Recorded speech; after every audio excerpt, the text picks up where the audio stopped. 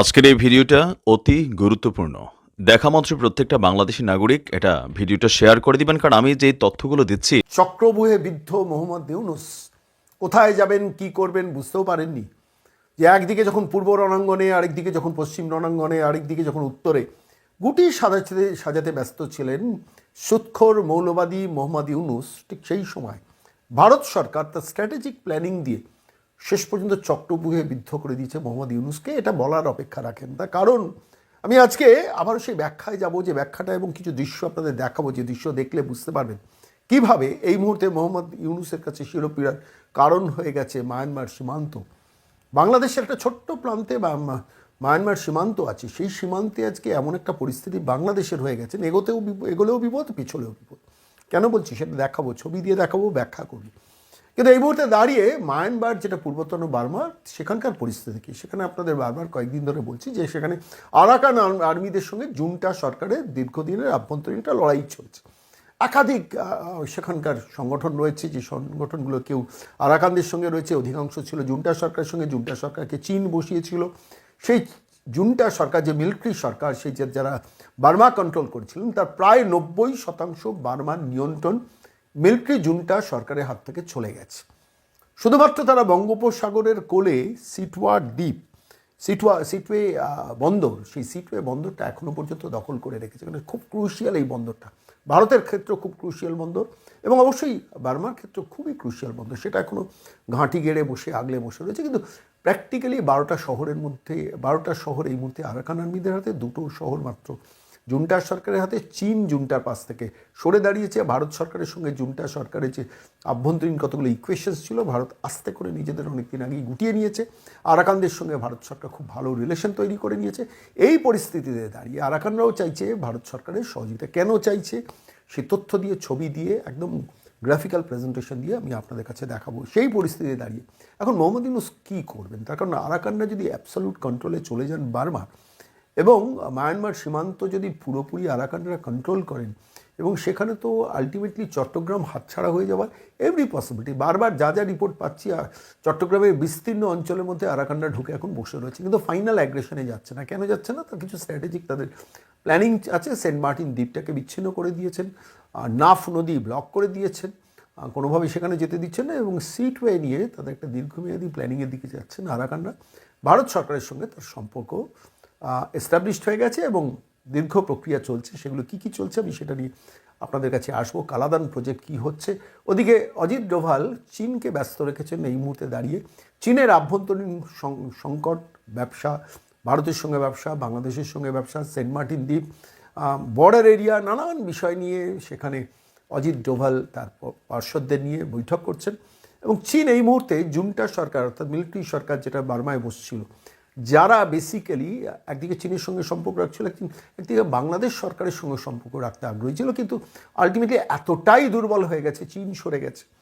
এবার বাংলাদেশের সঙ্গে তাদের থাকা না থাকা কোনো অপ্রাসঙ্গিক হয়ে গেছে। বাংলাদেশ সরকার এখন জুন্টা সরকারকে দোষ দিচ্ছে যে 8 লক্ষ রোহিঙ্গাদের আপনারা ঢুকিয়ে দিয়েছেন, এদের ফেরত নেবেন বলছেন, এখন তো আর ফেরত পাঠাতে পারছি না, এদের ব্যয়ভার, দায়ভার, খাওয়া দাওয়া, রেশনিং সব কিছু আমাদের নিতে হচ্ছে। পরিস্থিতি এতটাই জটিল হয়ে গেছে যে সেই রোহিঙ্গা মুসলিম, ওদিকে বুদ্ধিস্টরা, 30% বুদ্ধিস্ট, তারা খেপে উঠছে, সেন্ট মার্টিন দ্বীপের মানুষ খেপে উঠছে। আলটিমেটলি মোহাম্মদ ইউনূস ব্যতিব্যস্ত হয়ে যাচ্ছেন মায়ানমার সীমান্ত নিয়ে। এটাই প্র্যাকটিক্যালি স্ট্র্যাটেজিক প্ল্যানিং ভারত সরকারের। প্রকাশ্যে ভারত সরকার নিশ্চিতভাবে স্বীকার করছে না, কিন্তু ভারত সরকার বাংলাদেশকে প্র্যাকটিক্যালি কোণঠাসা করার একটা জায়গা পেয়ে গেছেন, যে বাংলাদেশ যে এই ভারত বিদ্বেষী, ভারতের বিরুদ্ধে যুদ্ধের জিগিরটা তুলে রেখেছিল, এখন মোহাম্মদ ইউনূসের সরকারকে বার্মার সঙ্গে কীভাবে সংকট মোকাবিলা করবেন সেই নিয়ে স্ট্র্যাটেজিক প্ল্যানিং নিয়ে বসতে হচ্ছে। কিন্তু চীনের সাপোর্ট সেখানে পাচ্ছেন না। আর ডোনাল্ড ট্রাম্প 20 জানুয়ারির দায়িত্ব নিয়ে তিনি সেখানে আসবেন, বাংলাদেশের হাতকে সহযোগিতা হাত বাড়াবেন, এত সহজ বিষয়টা নয়। ঠিক এই পরিস্থিতিতে দাঁড়িয়ে যা যা ঘটনা ঘটলো আমি একটু সংক্ষেপে ব্রিফিংটা আপনাদের কাছে বলছি। চক্রবুহে বিদ্ধ হয়ে গেছেন মোহাম্মদ ইউনূস, স্বীকার করছেন না প্রকাশ্যে। দেখুন, মায়ানমার নিয়ে বাংলাদেশের যারা তাবড় বড় বড় মৌলবাদী শক্তি রয়েছে, রাজাকার, জামাত, বিএনপি, তারা কিন্তু কেউ কোনো কথা বলছে না। বলবেন কি করে? মায়ানমারের সঙ্গে তো প্রকাশ্যে ভারতবর্ষের কোনো সম্পর্ক নেই, ভারতবর্ষের সঙ্গে স্ট্র্যাটেজিক রিলেশনশিপ আছে। কিন্তু সেই মায়ানমার সীমান্তে আরাকান আর্মি 40,000, এখন সংখ্যাটা আরও বেড়ে গেছে। জুন্টা সরকার প্রচুর মিলিটারি ফোর্স সারেন্ডার করে আরাকানদের কাছে ঢুকে গেছে। একমাত্র সিটওয়ে বন্দরটা কোনোভাবে রক্ষা করেছে। সিটওয়ে বন্দর যে মুহূর্তে পতন হবে, আরাকান আর্মিরা অ্যাবসলিউট কন্ট্রোলে যাবে। আর সেই সিটওয়ে দিয়ে ভারত সরকার কীভাবে ঢুকছে সেটা একটা রোমহর্ষক কাহিনী, কালাদান প্রজেক্ট, সেটা একটু বর্ণনা করা দরকার। অন দ্য স্পট সেই বর্ণনাটা আপনাদের করুন। এবার অন দ্য স্পট আপনাদের নিয়ে এলাম সরাসরি ভারত মহাসাগরের সামনে দাঁড়িয়ে কথা বলছি আপনাদের কাছে। আমি পুরো ম্যাপটা দেখাচ্ছি, কেন মোহাম্মদ ইউনূসের চক্রভূহ, আমি সেই কারণটাকে আপনাদের ব্যাখ্যা করছি। দেখুন, এই বাংলাদেশের সীমান্ত, এইটা দেখছেন, এই এন্টায়ার বাংলাদেশ, এটা হচ্ছে চট্টগ্রাম, এবং এই চট্টগ্রামের এই বাংলাদেশের এই প্রান্তে রয়েছে কলকাতা, আমরা যেখান থেকে কথা বলছি। এই কলকাতা রয়েছে, হাওড়া, বর্ধমান, খড়গপুর এসব দেখা যাচ্ছে। এই বাংলাদেশ বর্ডার হচ্ছে ভারতবর্ষের এই দিকটা। এই বাংলাদেশ চট্টগ্রামটা এখানে দেখা যাচ্ছে। এই চট্টগ্রামের ঠিক পাশেই কিন্তু মিজোরাম রয়েছে। এই মিজোরামের ম্যাপটা আপনাদের দেখাচ্ছি। এই মিজোরাম উঠে গেছে। এই মিজোরামের এ পাশেই কিন্তু বার্মা অর্থাৎ মায়ানমার, যেটাই এখন এই মুহূর্তে বাংলাদেশের শিরোপীড়ার কারণ। আমি আরেকবার এই বর্ডারটা আপনাদের একটু লক্ষ্য করাই, সেটা হচ্ছে বাংলাদেশের এই বর্ডার কালো ড্রপ দেওয়া যেটা দেখছেন, সেটা এইখান দিয়ে সে ফেনী নদী, সেই ফেনী নদীর ওপর ব্রিজ, যেটা কাটলেই চিটাগাঁও আলাদা হয়ে যেতে পারে, চট্টগ্রাম আলাদা হয়ে যেতে পারে, এবং চট্টগ্রাম যে কোনো সময় আরাকান আর্মিরা দখল করে নিতে পারে সেরকম পরিস্থিতি। কারণ এই চট্টগ্রামে এই অঞ্চলটা পুরোটা বান্দরবানের কাহিনী সেই বলেছিলাম আপনাদের কাছে, যেটার সঙ্গে সরাসরি সম্পর্ক রয়েছে মায়ানমারের। আর এই চট্টগ্রামের ঠিক এ পাশে রয়েছে মিজোরাম। ভারত সরকার এই চট্টগ্রামের এই প্রান্তটা পুরো ব্লক করে দিয়েছে, মাছি গলার উপায় নেই। ঠিক সেই পরিস্থিতিতে দাঁড়িয়ে মোহাম্মদ ইউনূস, মৌলবাদী সুদখোর মোহাম্মদ ইউনূস, যে এই মুহূর্তে দাঁড়িয়ে যে অসভ্যতা ভারতের সঙ্গে করছেন, তাঁর সংকটটা কোথায় ঘনীভূত হচ্ছে সেটা আমি আপনাদের একটু বোঝাবো। বাংলাদেশের ম্যাপ দেখছেন, এইখানে ঠিক রয়েছে এর কলকাতা রয়েছে, কলকাতা শহর রয়েছে। এবার পশ্চিমবঙ্গের যে কোনো অঞ্চল থেকে এই মায়ানমারের সিটওয়ে জায়গাটা আপনার দেখাচ্ছে, এটা একটা বন্দর। এই কলকাতা থেকে সিটওয়ের দূরত্ব হচ্ছে 539 কিলোমিটার। আমি এটা এইভাবে দেখাই, তাহলে বুঝতে পারবেন আপনারা। মাথায় রয়েছে বাংলাদেশ, বঙ্গোপসাগর দিয়ে কলকাতার দ্বীপ থেকে, বন্দর থেকে সরাসরি সিটওয়ে পৌঁছতে লাগে 539 কিলোমিটার, কিছুই নয় প্র্যাকটিক্যালি। এই সিটওয়ে দ্বীপটা এই মুহূর্তে বার্মার জুন্টা সরকার অর্থাৎ মিলিটারি সরকারের হাতে আছে। সিটওয়ে দ্বীপটা খুব ইম্পর্টেন্ট। দেখুন, আরাকানরা এই বিস্তীর্ণ অঞ্চল 271 কিলোমিটার পুরোটা দখল করে বসে আছে, কিন্তু এই সিটওয়ে বন্দরটা এখনও কিন্তু দখল করতে পারেনি। কিন্তু সিটওয়েটা হচ্ছে গেটওয়ে প্র্যাকটিক্যালি। এই বন্দর দখল হয়ে গেলে কিন্তু শেষ জুন্টা সরকার, মিলিটারি সরকার, যেটা চীন বসিয়ে রেখেছে মায়ানমারে, এখন চীন তাদের কাছ থেকে হাত সরিয়ে নিয়েছে, তার কারণ 90% দখল হয়ে গেছে। সে কাহিনী আপনাদের বলছিলাম। এই সিটওয়ে যে বন্দরটা রয়েছে, এই বন্দরটা ভারত সরকারের কাছে খুব ক্রিটিক্যাল, খুব ক্রুশিয়াল। ভারত সরকার এই সিটওয়ে দ্বীপকে ব্যবহার করতে চাইছে দীর্ঘদিন ধরে, এটা আজকের বলে না, 2008-9 সালের কাহিনী আপনাদের বলবো। এই ভারত সরকার থেকে 539 কিলোমিটার এই সিটওয়ে দ্বীপ ব্যবহার করে, সিটওয়ে দিয়ে এখান থেকে সরাসরি মিজোরামে গিয়ে, এই যে নর্থ ইস্টার্ন স্টেট 7 সিস্টার্সের কথা যেটা বলা হয়, বাংলাদেশের তরফ থেকে বলা হয় 7 সিস্টার্স কেটে দিলে 7 সিস্টার্স না খেতে পেয়ে মনে, আকাশপথ ছেড়ে দিন, আকাশপথ তো ভারত বিস্তীর্ণভাবে ব্যবহার করতে পারবে, কিন্তু আমি বলছি এই বন্দরটাকে সিটওয়ে বন্দরটাকে ভারত সরকার দীর্ঘদিন ধরে ব্যবহার করতে চাইছে। 2008-9 সাল, সেই সময় থেকে ভারত সরকারের সঙ্গে তৎকালীন বার্মিজ সরকারের সঙ্গে নেগোসিয়েশন চলছিল যে এই সিটওয়ে দ্বীপ থেকে সরাসরি মিজোরাম যাওয়ার কোনো এন্ট্রি রুট করা যায় কিনা। 2008, 2009, 2010 মনমোহন সিংয়ের সরকার বুঝতেই পাচ্ছেন, ডিলে ডালি, আজ নয় কাল, কাল নয় পরশু, পরশু নয় পরশু, এভাবে দিনও যাপন করছেন। 2014-এ নরেন্দ্র মোদী ক্ষমতায় এলেন। 2015 সালে প্রথম নরেন্দ্র মোদীর সরকার, ভারত সরকার 2900 কোটি টাকা বরাদ্দ করল, 2900 crores। কিসের জন্য জানেন? এই সিটওয়ে দ্বীপ থেকে সরাসরি মিজোরাম পৌঁছানোর, আইজল, আপনারা দেখেছেন মিজোরামের রাজধানী আইজল, সেই আইজল পর্যন্ত লম্বা একটা রুট তৈরি করার, এবং রোড রুট মনে রাখবেন, সেইটা ত্বরান্বিত করার জন্য 2015 সালে 2900 কোটি টাকা বরাদ্দ হলো। তারপর বিভিন্ন প্রক্রিয়া, বিভিন্ন সংস্থাকে অ্যাপয়েন্টমেন্ট দেওয়া। ইতিমধ্যে যেটা হয়, এই মায়ানমারের সরকারি ইন্ডিয়া আউট ক্যাম্পেন, অর্থাৎ ভারত সরকারকে মায়ানমার থেকে বার করে দেওয়ার জন্য চীন এখানে জুন্টা সরকারকে বসিয়ে দিল। এবার ইন্ডিয়া আউট ক্যাম্পেন, ভারত সরকারের সমস্ত মিলিটারি সরিয়ে দেওয়া, ভারত যাতে এখানে না থাকে, নানান ধরনের ক্যাম্পেন চললো, মিলিটারিরা শাসন ব্যবস্থায় এলেন। ইতিমধ্যে এখানকার রাখাইন প্রদেশ, এই বিস্তীর্ণ রাখাইন প্রদেশ আছে, এই রাখাইনদের যে রিবেল গ্রুপ তারা হচ্ছে আরাকান, সেই আরাকান এই জুন্টা সরকারের সঙ্গে লড়াইয়ে নামলো।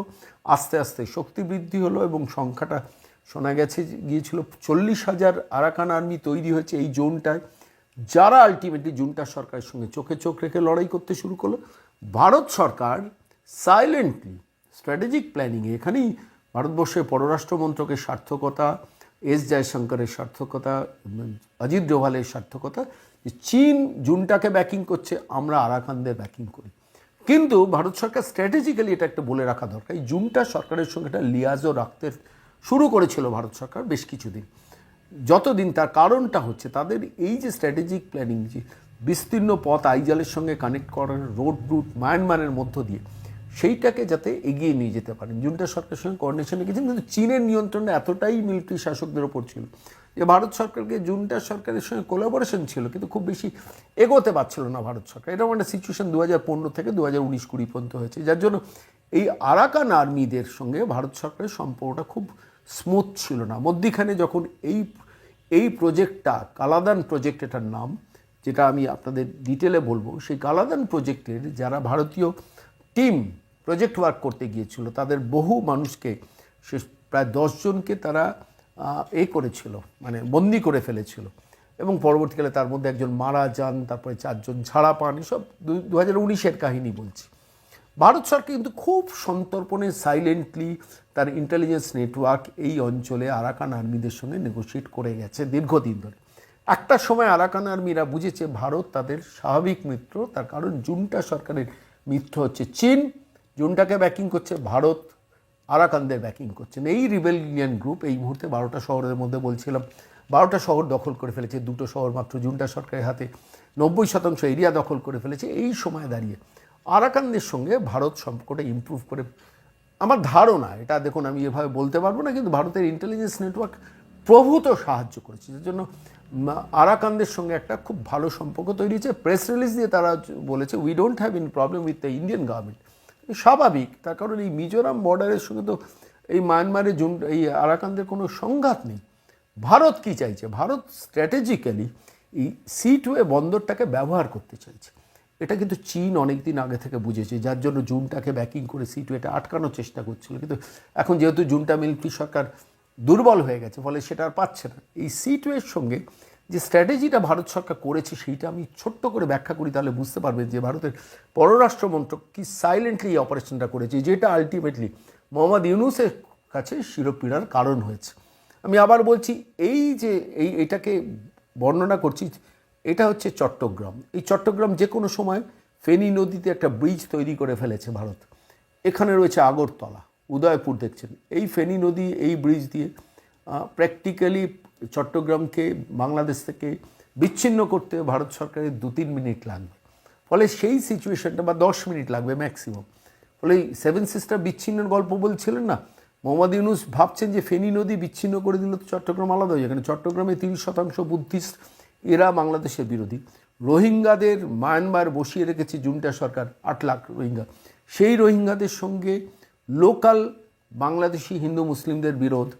ওদিকে আরাকান আর্মি বান্দরবান অঞ্চলে, বিস্তীর্ণ অঞ্চলে ঢুকে বসে রয়েছে, যে কোনো সময় চট্টগ্রাম দখল হবে। এদিকে সেন্ট মার্টিন দ্বীপ, সেই সেন্ট মার্টিন দ্বীপকে কন্ট্রোলে নিয়ে নিয়েছে পরিষ্কার, মানে আরাকানরা কন্ট্রোলে নিয়ে নিয়েছে। কারণ এটার সঙ্গে যে নাফ নদী আছে, নাফ নদী থেকে সেন্ট মার্টিন দ্বীপকে পুরো বিচ্ছিন্ন করে রেখে দিয়েছেন। এই রকম একটা পরিস্থিতিতে দাঁড়িয়ে আজকের লেটেস্ট ডেভেলপমেন্টটা, অজিত ডোভাল চীনে বসে বৈঠক করছেন, চীন হাত গুটিয়ে নিচ্ছে জুন্টা সরকার থেকে। আরাকানরা সি-2 দ্বীপটা ক্রমশ ঘিরে ফেলছে। এবার ভারতবর্ষের মানে যে প্রজেক্টটার নাম, আমি সেই প্রজেক্টটার নাম আপনাদের কাছে এই মুহূর্তে বলছি, কালাকাত প্রজেক্ট। কালাকান্ত মানে আরাকান, এতে কালাদান ট্রানজিট প্রজেক্ট এটাকে নাম দেওয়া হয়েছে, কালাদান আর ট্রানজিট প্রজেক্ট। কেন আমি সেটাকে আপনাদের একটু ব্যাখ্যা করি। আমি 3টে অঞ্চলের নাম আপনাদের কাছে আগে উল্লেখ করি। প্রথমত সি-2 দ্বীপ, এই বন্দর, এই বন্দর থেকে একটু এগোলেই রয়েছে দেখুন কাউটাউ, এটা কিন্তু মিজোরামের মধ্যে কাউটাউ ঠিক পাশেই রয়েছে পালটোয়া। এই 3টে লোকেশন খুব ইম্পর্টেন্ট ভারতের কাছে। আর ঠিক এইখানে দেখছেন আপনারা কালাদান নদী। আমি একটু মানে এটা পরে আপনাদের কাছে এটা জুম ইন করব। এই কালাদান নদীটায় 158 কিলোমিটার ড্রেজিং ভারত সরকার ইতিমধ্যে করে দিয়েছে, যাতে নদী পথে চলাচলটা স্মুথ হয়। ভারত সরকারের লক্ষ্য কি? মায়ানমার সরকার বা আরাকান সরকারের সঙ্গে 3টি প্রজেক্টকে হাতে নিয়েছে। প্রথম কথা হচ্ছে এইটায় এই যে জায়গাটা আপনারা দেখছেন, আমি একটু সময় নিয়ে নিচ্ছি আপনাদেরকে। পালাটোয়া, এই পালাটোয়া জেটিটাকে খুব রিভার টার্মিনাল ব্যবহার করছে। এইখানে সিটওয়ে থেকে কাকটোয়া থেকে পালাটোয়া থেকে রিভার টার্মিনাল করে ফেলেছেন। মানে রিভার টার্মিনালের জন্য ইনভেস্টমেন্ট ভারত সরকার করে ফেলেছে ইতিমধ্যে। সিটওয়ে দ্বীপটাকে বন্দর হিসেবে ডেভেলপমেন্টের জন্য জুনটা সরকারের সঙ্গে একসঙ্গে যৌথভাবে অনেকটা বন্দরটাকে হাইলি সফিস্টিকেটেড একটা বন্দরে পরিণত করে ফেলেছে। আর এই যে এই নদীটা কীভাবে ড্রেজিং করেছে, নদীটা আমি আপনাদের একটু বাদে দেখাবো। এইখান থেকে ভারতের লক্ষ্য হচ্ছে মিজোরাম পৌঁছানো। মিজোরামের কোথায়? এখানে জরিনপুই বলে একটা জায়গা আছে, ঠিক মিজোরাম বর্ডারে। এই যে জায়গাটা দেখছেন জরিনপুই, এই জরিনপুই থেকে লাউনটাই, এই যে দেখছেন লাউনটাই থেকে স্টেট আইজল। এবার এই দূরত্বটা আমি আপনাদের কাছে একটুখানি বলি, তাহলে আপনাদের পক্ষে বোঝানোটা সুবিধা হবে। দেখুন, ভারতের বন্দর থেকে সিটওয়ে বন্দর হচ্ছে 539 কিলোমিটার। এইবার আসছি আপনাদের সিটওয়ে, কাউটাউ, পালাটোয়া, এইটা হচ্ছে টোটাল ইনল্যান্ড রোবটে, মানে পালাটোয়া জেটি থেকে জরিনপুই হচ্ছে 108 কিলোমিটার। এটা এখন নদী পথে সংযুক্ত আছে। ভারত সরকার চাইছে এটা বাই রোড সংযুক্ত করতে, যার জন্য হাইওয়ে তৈরি করার চেষ্টা করছে এই পালাটোয়া জেটি থেকে জরিনপুই পর্যন্ত। কিন্তু তার আগে যে জায়গাটা রয়েছে, অর্থাৎ সিটওয়ে, কাউটাউ, পালাটোয়া, এই অঞ্চলটার দূরত্ব হচ্ছে মাত্র 158 কিলোমিটার। এই সিটওয়ে বন্দর থেকে এই পালাটোয়া দ্বীপ পর্যন্ত 158 কিলোমিটার। এইটা এন্টায়ারলি বোট রুট, অর্থাৎ নদী মাতৃক বোটে পৌঁছানো যায় 158 কিলোমিটার। অর্থাৎ সিটওয়ে দ্বীপে ভারত যদি কোনো দ্রব্যাদি পাঠায়, নদী পথে এইটা অতিক্রম করতে 158 কিলোমিটার লাগবে। এইখান থেকে ভারত চাইছে যেটা, বা ভারত যে প্রজেক্টটা অলরেডি অনেকটা এগিয়ে গেছে, সেটা হচ্ছে এই মিজোরাম পর্যন্ত যাওয়ার যে দূরত্বটা, সেটা হচ্ছে 108 কিলোমিটার। এই 108 কিলোমিটার এবং এই পুরোটা সিটওয়ে দ্বীপ থেকে আইজল পর্যন্ত পৌঁছতে, আইজল না জরিনপুই পর্যন্ত পৌঁছতে 264 কিলোমিটার। এই রেঞ্জটা, এই 264-র মধ্যে 158 কিলোমিটার নদীপথ আর বাকি 108 কিলোমিটার রাস্তা তৈরি করতে চাইছে ভারত সরকার। এইটা এবার জরিনপুই থেকে আইজল হচ্ছে অ্যানাদার 110 কিলোমিটার, যার অধিকাংশ হাইওয়ে ভারত সরকার মিজোরামের মধ্যে দিয়ে তৈরি করে অপেক্ষা করছে যে যখন আরাকান আর্মিদের সহযোগিতা পাওয়া যাবে। ইতিমধ্যে বলার ভালো যে আরাকান আর্মিদের সঙ্গে ভারত সরকার যে ধরনের এগ্রিমেন্ট করে ফেলেছে, তাতে এই রাস্তাটা খুব দ্রুত তৈরি করার দিকে ভারত হাত দিচ্ছে। এর পেছনে একটা ছোট্ট ইতিহাস আছে, একটু বলে নেওয়া দরকার।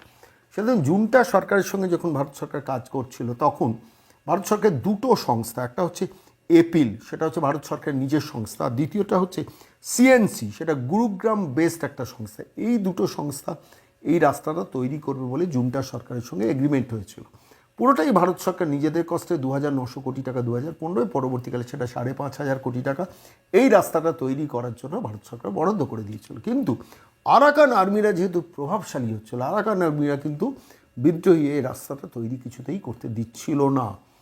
পরিস্থিতি এতটাই জটিল হয়ে গেল, তখন ভারত সরকার এই এপিল এবং সিএনসি, এপিল হচ্ছে ভারত সরকারের সংস্থা এবং সিএনসি গুরুগ্রাম হচ্ছে একটি প্রাইভেট সংস্থা, এই দুটো সংস্থার বরাদ্দ বাতিল করে দিল যে না, আপনাদের করতে হবে না।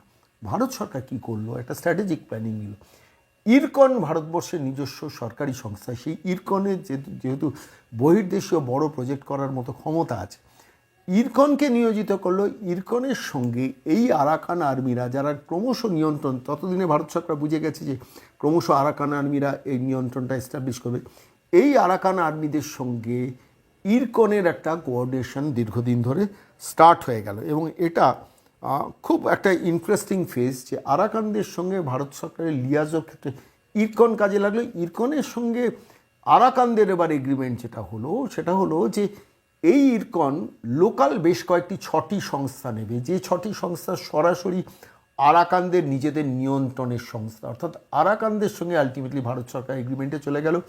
ইরকন সঙ্গে 6টি সংস্থা, সেই 6টি সংস্থার কাজ হবে টাকা পয়সা ইনভেস্টমেন্ট নয়, সেই 6টি সংস্থার কাজ হচ্ছে আরাকানদের সঙ্গে ইরকনের লিয়াজো, এক, এই বিস্তীর্ণ রাজপথে, 2, লোকাল অধিবাসীদের সমস্যাগুলোকে কোঅর্ডিনেট করা, লোকাল আরাকানরা যা যা বলবেন এই 6টি সংস্থা কোঅর্ডিনেট করে ইরকনের সঙ্গে তারা মধ্যস্থতা করবে এবং করে আলটিমেটলি এই রোড রুটটা তৈরি করবে। ইতিমধ্যে ভারত সরকার আস্থা অর্জনের জন্য এইবার আমি আপনাদের এই কালাকান নদীটা আমি আপনাদের কাছে একটু দেখাবো, যে নদীটা কালাদান নদীটা একটু দেখানো দরকার। আমি একটু বড় করে আমি নদীটা আপনাদের কাছে এই মুহূর্তে দেখাচ্ছি, আপনারা দেখুন, তাহলে বুঝতে পারবেন যে এই যে ব্রিজটা দেখছেন এই কালাকান নদীর ওপর দিয়ে, সেটা বার্মাতে রয়েছে, মায়ানমারে রয়েছে। আমি নদীটাও এবার ক্যামেরায় আনার জন্য বলবো। এই নদীর প্রায় 158 কিলোমিটার নদী রেজিং করে দিয়েছে ভারত সরকার। ভাবতে পারেন, দেখুন, মায়ানমার সরকারের পক্ষে ক্ষমতা ছিল না এই নদী রেজিং করা।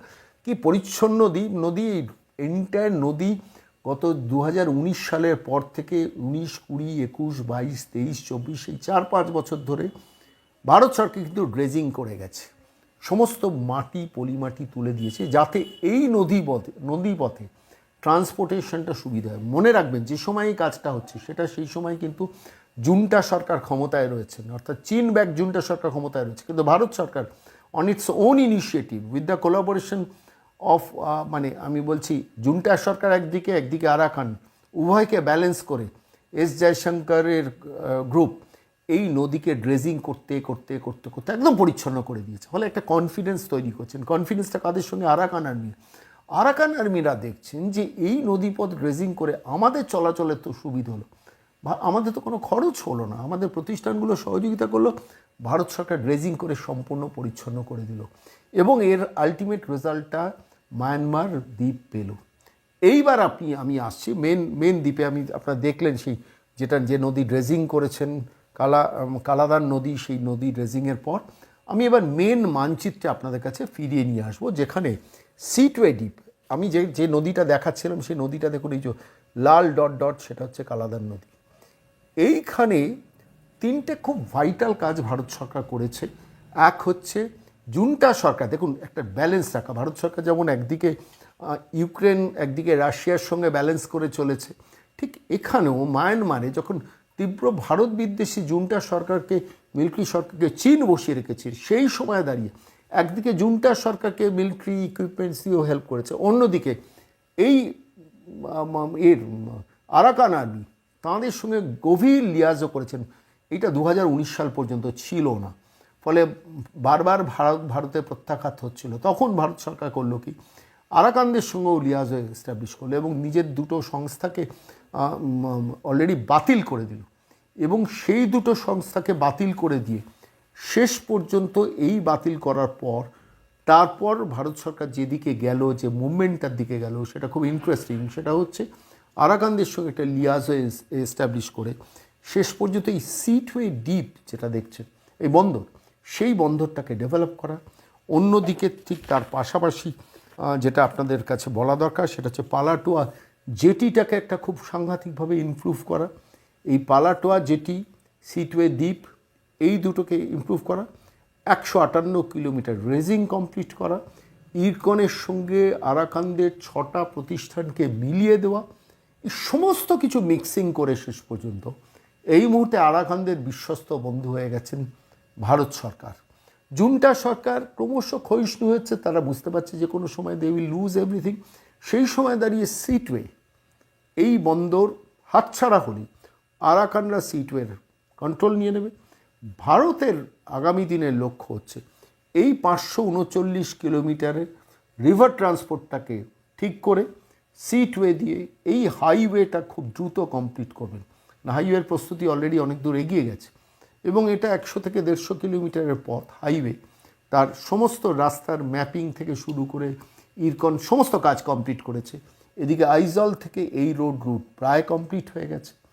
আইজল থেকে রোড রুট একদিকে কমপ্লিট, একদিকে রিভার ড্রেজিং কমপ্লিট, একদিকে পালাটোয়া জেটি সেই তার কাজটা কমপ্লিট, অন্যদিকে এই কাউটাও বন্দরটাও মডিফিকেশনও জুন্টা সরকারের সঙ্গে কোলাবোরেশনে করে ফেলেছে। এই সিটওয়ে ডিপ, এই কালাটুয়া এখান থেকে সরাসরি চলে যাবে জরিনপুই পর্যন্ত। এখন এই রুটটা রিভার ট্রান্সপোর্টের উপর নির্ভরশীল, অর্থাৎ নদী পথে এইটা কোঅর্ডিনেশন হচ্ছে। অর্থাৎ এই সিটওয়ে ডিপ থেকে যেমন পালাটুয়া পর্যন্ত নদীপথ, ঠিক একইভাবে ঠিক এই একই জায়গা থেকে আপনার তার পরের পথটা অর্থাৎ এই পালাটুয়া থেকে এই মুহূর্তে জরিনপুই পর্যন্ত এইটাও কিন্তু এখনো নদীপথে আছে। যে নদীপথটাও কিন্তু কমপ্লিটলি মানে রোড রুটে কনভার্ট করতে চাইছে ভারত সরকার। তখন যে কোনো দ্রব্যাদি 7 সিস্টার অর্থাৎ মিজোরাম, ত্রিপুরা থেকে শুরু করে বিস্তীর্ণ যেসব 7টা ভারতবর্ষের ছোট ছোট রাজ্য আছে, সেই রাজ্যে কিন্তু আলটিমেটলি সিটওয়ে ডিপের মাধ্যমে ভারত সরকার পৌঁছে যাবে থ্রু আইজল। অর্থাৎ সিটওয়ে ডিপ থেকে আইজল এই প্রায় 300 কিলোমিটারের পথ, কিছুটা নদীপথ, বাকিটা একদম বাই রোড। যে বাই রোডটা ইতিমধ্যে জরিনপুই থেকে আইজল পর্যন্ত কানেক্টেড ইতিমধ্যে হয়ে আছে। আর এই জরিনপুই থেকে এই পালাটুয়া রিভার টার্মিনাল থেকে জরিনপুই পর্যন্ত এটাও কিন্তু আলটিমেটলি বাই রোড পুরোটা পৌঁছে যাবে ভারত সরকার। এই পরিস্থিতিতে দাঁড়িয়ে মায়ানমারের সঙ্গে এন্টায়ার কোঅর্ডিনেশনটা খুব স্মুথলি কিন্তু এস জয়শঙ্কর, অজিত ডোভালরা করে ফেললেন। আলটিমেটলি এটাই কিন্তু মোহাম্মদ ইউনূসের সরকারের পক্ষে একটা মারাত্মক শিরোপীড়ার কারণ হলো। আমি গ্রাফিক্যালি কিছুটা ম্যাপটাকে সামনে রেখে বোঝালাম, কিন্তু ভাবতে পারছেন একদিকে জল, একদিকে জঙ্গল, অন্যদিকে পাহাড়, এই সমস্ত কিছুর মধ্য দিয়ে এই রোড রুট। আপনাকে বান্দরবান অঞ্চল দেখেছি, এখানে আরাকানরা বান্দরবানে ঢুকে বসে আছে। চট্টগ্রাম বেসিক্যালি পাহাড় এবং নদী এবং জঙ্গলের সংমিশ্রণ। আর ঠিক তার পাশাপাশি মায়ানমারের অঞ্চলও কিন্তু জল জঙ্গল পাহাড়ে ঘেরা, এবং সেখানকার মানুষ সাংঘাতিক অনেকটা, বেশিরভাগই আরাকানরা বুদ্ধিস্ট, লড়ছেন তারা রোহিঙ্গাদের সঙ্গে। আর ঠিক সেই পরিবেশের মধ্যে ভারত সরকারের এই পদার্পণে এই রুটটাতে পদার্পণ, আমি বলছি মোহাম্মদ ইউনূস বুঝতে পারলেন যে অন্য রণাঙ্গনেও এবার লড়াইটা শুরু। অর্থাৎ চট্টগ্রামে ভারত লড়তে যাবে না, 5 মিলিমিটার স্পেসও ভারত নেবে না, কিন্তু আরাকানরা চট্টগ্রাম যে কোনো সময় কন্ট্রোলে নিয়ে নেবে। সেন্ট মার্টিন দ্বীপ বাংলাদেশে হাতছাড়া হওয়াটা সময়ের অপেক্ষা। আরাকানরা এখন চোখে চোখ রেখে রোহিঙ্গাদের সঙ্গে লড়ছে। আর রোহিঙ্গারা স্বভাবজাত বন্ধু, স্বাভাবিক বন্ধু। ওদিকে মোহাম্মদ ইউনূসের, এদিকে পশ্চিমবঙ্গে মমতা বন্দ্যোপাধ্যায়, এটা নতুন করে বলার অপেক্ষা রাখে না। ফলে মমতা এবং মোহাম্মদ ইউনূসের শিরোপীড়ার কারণ কিন্তু ভারতবর্ষের এই স্ট্র্যাটেজিক লড়াই। যে স্ট্র্যাটেজিক লড়াইটায় এই কালাদান প্রজেক্টটাই কিন্তু একটা খুব ইম্পর্টেন্ট রোল প্লে করছে। 2008, 9, 10 থেকে শুরু হয়েছিল। তারপর শেষকালে যখন মনমোহন সিংয়ের সরকার ছিলেন, তারা খুব বেশি এগোতে পারেনি। 2015 সে 2900 কোটি টাকা ভারত সরকার বরাদ্দ করলো। পরবর্তীকালে দেখলো আরাকানদের সঙ্গে লড়তে হচ্ছে, তখন আরাকানদের সঙ্গে এটা লিয়াজও করলো। নিজেদের দুটো প্রতিষ্ঠানকে বাতিল করে দিয়ে ইরকনকে পাঠালো, ইরকন লিয়াজও তৈরি করলো, ভারত সরকার লিয়াজও তৈরি করলো। এই দুটো ভারত সরকার, ইরকন, আরাকান লিয়াজও করে এখন জুনটাও বুঝতে পেরেছেন যে এটা এই রোড রুটটা প্রায় 150 কিলোমিটারের রোড রুটটা কমপ্লিট করাটা খুব বেশি নয়। পালাটোয়া থেকে জোনপুরি 108 কিলোমিটার। এই রোড রুট কমপ্লিট করাটা শুধু সময়ের অপেক্ষা। তখনই এই সিটওয়ে দ্বীপ ব্যবহার করে সরাসরি ভারত পৌঁছে যাবে আইজল। আইজল থেকে পূর্ব ভারতে এই 7টা 7 সিস্টার স্টেটসে সমস্ত মেটেরিয়াল সাপ্লাই থেকে শুরু করে সেই রুটটা উন্মোচিত হয়ে যাবে। চীন এখন হাত গুটিয়ে নিয়েছে, চীনে কিছু করার নেই, তার কারণ চীন বুঝতে পেরেছে ভারত সরকার যেভাবে আরাকান আর্মিদের মধ্যে ঢুকে গেছে, আরাকানরাও ভারতের সাহায্য চাইছে। এত প্রভূত সাহায্য ভারত সরকার করেছে। আপনি ভাবতে পারেন 158 কিলোমিটারের রেজিং, ভাবতে পারেন মানে আমি বলছি 2900 কোটি টাকা 2015 সালে, এখন এই মুহূর্তে দাঁড়িয়ে সেই সংখ্যাটা 5,500 কোটি টাকা পৌঁছে গেছে। কোনো আলোচনা আছে বাংলার ভারতবর্ষের মিডিয়াতে? মমতা বন্দ্যোপাধ্যায় সমালোচনা করেন ভারত সরকারের, এস জয়শঙ্কর, অজিত ডোভাল কি সাইলেন্ট অপারেশন করে দিয়ে বাংলাদেশকে মানে আরেকটা রণাঙ্গনেও ব্যস্ত করে দিলেন। আরাকান পাওয়ারফুল হওয়া মানে তো চট্টগ্রামের স্টেক, সেই চট্টগ্রামকে সামলান। ভারতের বিরুদ্ধে যুদ্ধ করতে হবে না, পাকিস্তানও বাঁচাতে পারবে না, চীন হাত গুটিয়ে নিয়েছে, আর ডোনাল্ড ট্রাম্প 20শে জানুয়ারি আসছেন। অপেক্ষা করুন মোহাম্মদ ইউনূস, চক্রব্যূহের মধ্যে আপনি পড়ে গেছেন, সামলাবেন কি করে সেটাই আমরা তাকিয়ে থাকি।